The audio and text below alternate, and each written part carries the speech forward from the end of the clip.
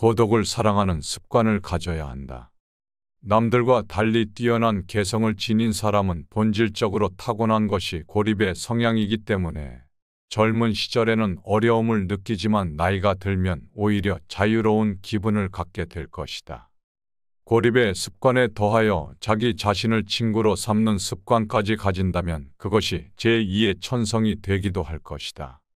젊은 시절에는 고독을 사랑하는 습관을 어렵게 가질 수 있었다면 이제는 그런 마음이 아주 편안하고 간단한 것들이 될 수 있다. 말하자면 즉 고독한 마음은 마치 물을 만난 물고기처럼 아주 자연스럽게 되는 것이다. 우리의 모든 불행은 혼자 있을 수 없는 데서 생길 것이다.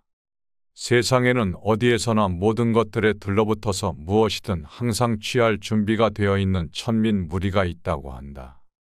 그들은 무수히 때로 몰려들어 있는 해충과도 같은 존재일 것이다.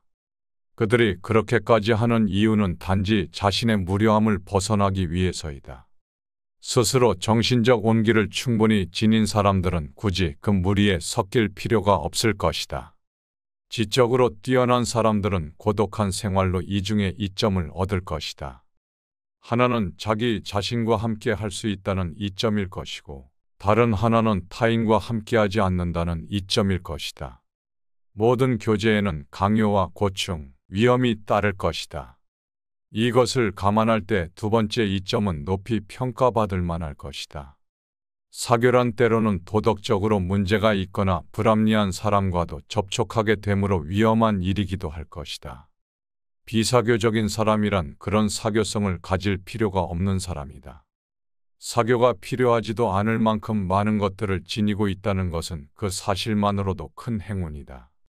우리가 겪어내는 거의 모든 것의 고뇌는 사교로 인해 생기기 때문이다. 다른 사람의 잘못을 고치는 일은 거의 불가능한 일이다. 다른 사람의 생각이나 의견을 반박해서는 안 될 것이다.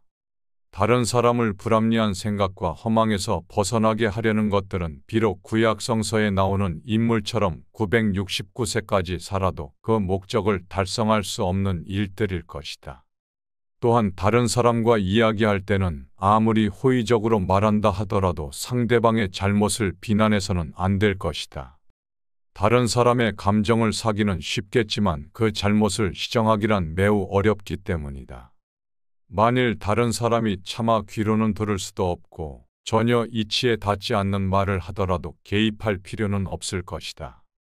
단지 그가 아주 서투른 연극을 하고 있다는 것을 알고 있다면 될 것이다. 이 세상에서 진리나 교훈을 전하려는 사람이 혹시 자기의 임무를 완수했다고 한다면 그것은 매우 운이 좋은 것에 속하지만 대부분의 사람들은 그 과정에서 오해와 부대접을 받을 수 있고 아니면 저항과 학대에 시달릴 수밖에 없다. 그러므로 자신의 의견을 남에게 납득시키려 한다면 열을 올리지 말고 끝까지 진실하고 냉정하게 설득을 해야만 할 것이다. 자기 의견을 이야기하면서 열을 올리며 듣는 사람은 그의 말이 지성에서 나온 판단이라고 보기보다는 관철하려는 의지에서 나온 것이라고 생각하기 때문에 더욱 납득하려고 들지 않을 수도 있다. 절교한 친구하고는 화해하지 말아야 한다. 로마의 격언 중에서 천성은 아무리 쫓아내도 곧바로 되돌아온다라고 하는 말이 있다고 한다. 인간이 태어날 때 갖고 나온 고유한 성격과 개성은 절대로 바뀌지 않는다는 말이다. 3살 버릇이 여든까지 가는 것이 아니라 태어날 때 가지고 나온 성격을 무덤까지 갖고 간다는 것이다. 인간들이란 자신의 고유한 본성을 결코 잊지는 못하는 법이다. 인간의 행동들은 이처럼 내재적인 본능의 지배를 받는 것이므로 똑같은 상황에서 똑같은 행동을 되풀이하고야 만다. 따라서 어떤 이유로든 한번 절교한 친구와 화해한다는 것은 잘못된 일이다. 그 친구는 훗날 같은 상황에서 같은 본능을 되풀이하게 되기 때문이다. 그때까지 가서 그럴 줄 몰랐었다라고 말한다거나 배신자라고 비난해야 소용없을 것이다. 한번 잘못을 저질러 해고한 하인을 불러들이는 것 또한 잘못된 일이다. 사람은 일단 이해관계가 달라지면 태도도 달라진다. 따라서 그 사람의 성격이 파악된다면 그런 줄 알고 그 사람을 대할 필요가 있다. 그리고 그 사람을 받아들이려는 경우에는 그 사람과 헤어졌던 이유와 함께 다시 받아들인다는 것을 알아야 한다. 광물학자가 광물의 표본 자료를 가지고 물질의 특성을 표기해 주는 것과 같다. 앞으로 우리는 사람을 대할 때는 우리가 관계를 맺고 있는 이웃 사람들의 성격적 특성들을 마치 광물의 본래 특성을 분류하는 것처럼 분류해 둘 필요가 있다. 그 이유는 사람의 성격은 절대 변하지 않기 때문일 것이다. 비밀을 고백하면 비밀의 노예가 될 것이다. 개인적인 비밀들은 깊이 숨겨 놓아야 한다. 아무리 친한 친구라고 할지라도 객관적인 자기 모습만 보여주는 것이 좋을 것이다. 주관적인 입장에서는 친구라 할지라도 역시 남이기 때문이다. 만일 우리가 친한 친구라고 해서 모든 비밀을 말해버린다면 나중에는 뜻하지도 않은 피해를 받을 우려가 생길 수도 있다. 예로부터 과묵함을 처세술의 근본으로 삼은 것은 그 때문일 것이다. 아라비아의 격언을 보면 생활의 지혜가 담겨 있다고 한다. 적에게 알려서 안 될 비밀은 친구에게도 알리지 말아야 한다. 비밀을 지키면 비밀의 주인이 되지만 비밀을 고백하면 비밀의 노예가 될 것이다. 그리고 평화의 열매는 침묵의 나무에서 열리는 것이다. 자신의 재능을 과시하지 말아야 한다. 자신의 재능을 세상 사람들에게 크게 과시하는 것처럼 어리석은 사람은 없을 것이다. 다른 사람의 재능을 보면 대다수의 사람들이 칭찬과 격려를 하는 것 같겠지만 속으로는 시기와 질투심에 사로잡혀 버린다. 특히 같은 일로 경쟁 관계에 있는 사람들로부터는 증오나 원한을 사게 될 것이다. 자기 자신만의 뛰어난 재능이란 과시하는 순간 공격의 표적이 될 수도 있다는 사실을 잊어서는 안 된다. 이미 말했지만 인간의 가장 큰 본능은 쾌락과 허영심을 만족시키는 일이기 때문이다. 이 쾌락과 허영심은 다른 사람과 자기 자신을 비교한 우월감에서 나오는 것들이며 함께 어울려 있는 가운데 어느 누가 뛰어난 재능을 가졌다는 것은 다른 많은 사람들에게 정신적 모욕감이나 피해를 줄 수도 있다. 이 미움과 분노는 어떠한 방식으로든 보복하려는 의지로 나타날 것이다. 따라서 재능이 뛰어난 사람들이 가장 먼저 해야 하는 일이란 자신의 안전을 위해서 재능을 감추는 위장 가면을 쓰는 것이다. 재능이 뛰어난 사람들은 자신이 다른 사람들과 똑같이 평범하다는 것을 애써 보여주어야 할 것이다. 잘난 체하는 사람들이 미움을 사게 되는 것은 그 때문이다. 그러므로 높은 지위에 오른다거나 돈이 많은 사람들은 남들의 부러움과 존경의 대상이 될 수 있지만 재능이 뛰어난 사람은 합당한 존경을 받는 일은 거의 없다고 볼 수 있다. 아마 재능이 있는 사람들은 성인 군자들의 사회에 살아야 제대로 존경을 받을 것이다. 사람들은 사람의 따뜻한 체온을 원할 것이다. 그래서 햇빛이나 난로 곁에 가까이 다가가려고 할 것이다. 이런 현상들은 본능적인 충동과도 같기 때문에 사람들은 자기에게 기쁨을 주는 사람과 만나려고 하는 본능이 있다. 그런 사람이란 누구일까? 남자라면 지능이 좀 모자란 사람일 것이고 여자라면 미모가 조금 떨어지는 사람일 것이다. 뛰어난 미모를 가진 여자는 친구들이 없을 것이다. 누가 뛰어난 미모를 가진 여자와 어깨를 나란히 하고 가려고 할 수 있을까? 하지만 조금 못생긴 여자들 곁에는 미인 친구들이 많을 수 있다. 특히 못생긴 여자가 지위나 신분이 높은 경우에는 더더욱 크게 환영을 받을 것이다. 남자 역시 머리가 뛰어난 천재에게는 사람들이 모여들지 않을 수 있다.